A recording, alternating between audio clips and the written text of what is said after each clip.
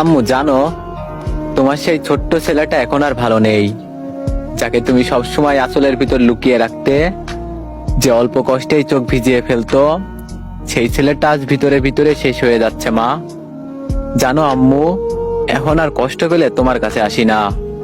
ছোটবেলায় যেমন দৌড়ে যেতাম, হাঁটু কেটে গেলে, মন ভেঙে গেলে বা অকারণেই বুকটা ভারী লাগলে তুমি তখন কিছু না জিজ্ঞেস করেই আমাকে বুকে টেনে নিতে। তোমার আদরেই সব ব্যথা যেন কমে যেত। আজ কষ্ট পেলে আমি চুপ করে থাকি, হাসি মুখে লুকিয়ে বেড়াই।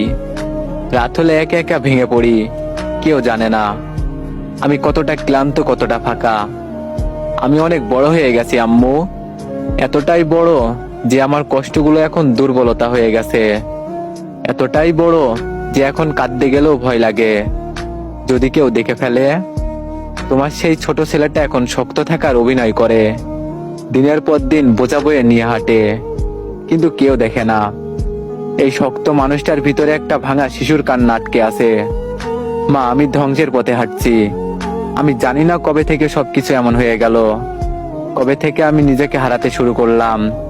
আমি ভালো নেই আম্মু, আমি সত্যিই ভালো নেই।